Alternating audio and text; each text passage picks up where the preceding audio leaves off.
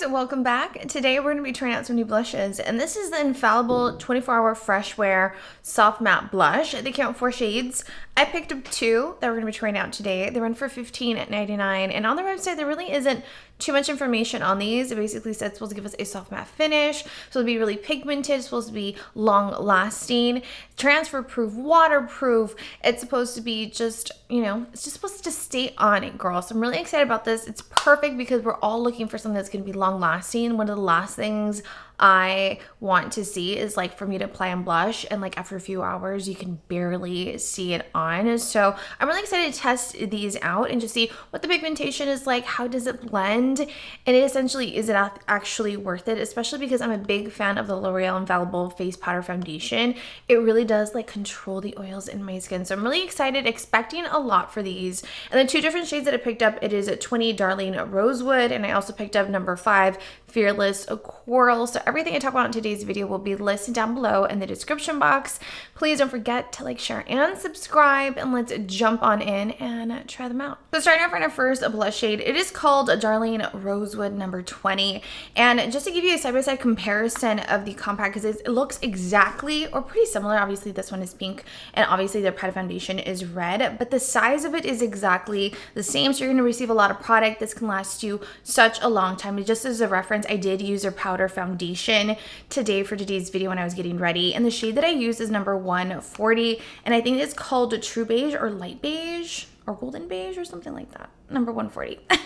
But as of for the compact, for the blush, I do want to mention it doesn't come with a little blush brush, so that is the only downside. I don't use them, but I actually like to always have one included just in case, girl, I forget my blush brush at home.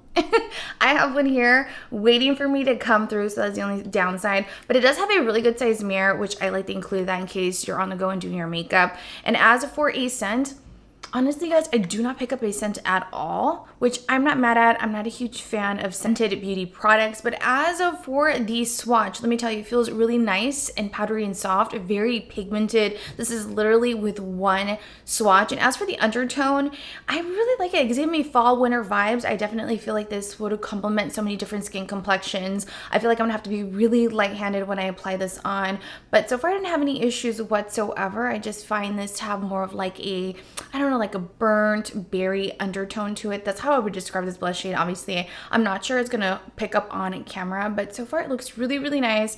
I'm very excited to apply it on. So I'm gonna go in with my blush brush because I don't want to waste any more time. And so far, by dipping my blush brush into the pan, there's already fallout. So be very, very cautious and being very light-handed when you're picking up product. I'm just gonna go in and apply it on the top of my cheekbones, going in circular motions and building the pigmentation little by little, because girl, I feel like this is gonna be super pigmented, okay? I'm also gonna apply it in an upward motion just to kind of lift the cheekbone area and kind of lift the face at the same time. But so far it's looking really, really pretty. Darling Rosewood, I really like this blush shade. It's definitely giving me fall winter vibes like I mentioned you guys before. It's blended really nicely. I do not feel like it applied on patchy. I didn't have any issues. It was really easy to layer on. Keep in mind that I did apply on, a little bit more of an exaggerated amount of blush just because I want you to be able to see its true essence, and obviously I want the camera to pick up the pigmentation and the blendability of this blush. But so far it looks really, really nice. I feel like it works really well with my skin complexion and obviously the makeup look that I've created for it today. So far I'm very, very happy. And as for the downside so far that I've noticed, like I mentioned you guys before, when I dip my brush into the pan, you have to be really careful because it is really loose. And I also am a little worried that this blush shade could potentially break really easily, because I'm not gonna lie, you guys, I have yet to finish a full compact when it comes to the powder foundation, because if I drop it or if I place it at a certain angle, it tends to like crack and kind of fall apart. So that is my only worry, but so far the finish is really smooth and it blends really nicely. So far so good. It definitely has a really pretty matte finish without looking too drying on the skin so far. So let's move on to blush shade number 2. Now pull back my hair because I want you to be able to see a side-by-side comparison. Don't worry, I'll do an up-close clip so you can get a better view. But for blush shade number 2, we're gonna go into with Fearless Coral. This is blush shade number 5. I'm not gonna lie, when I ordered this online, I thought it was gonna look like more of like a coral blush. But right now, girl, it's looking like a hot pink. And I'm not a huge fan of such like bright blush shades. I like something really natural and subtle with a little pop of color. So we're definitely going to go in really light-handedly for this blush shade. But swatching the back of my hand, it's again really creamy, buttery. It was really easy to swatch in the back of my hand.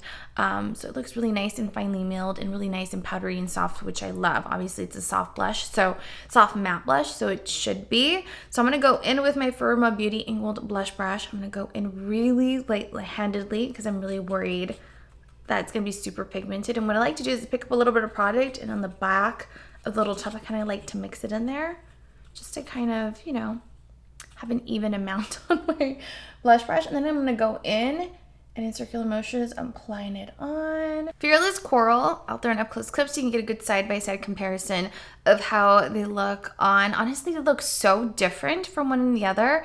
It just honestly depends on your personal preference. Like, do you want something sultry and sexy, or like happy and cute? Like, you can go with the pink blush shade, but I think they look so pretty on. I feel like they work really well with my skin complexion. They are really pigmented. I definitely took a little bit more time, you know, to blend out Fearless Coral because it is so bright and hot pink, but it looks so pretty on once you apply it on.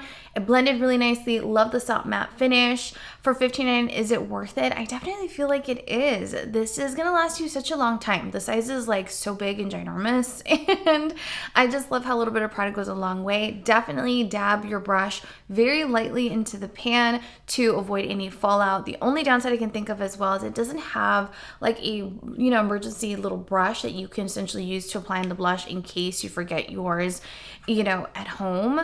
So that is the only thing, but I love it doesn't have a scent.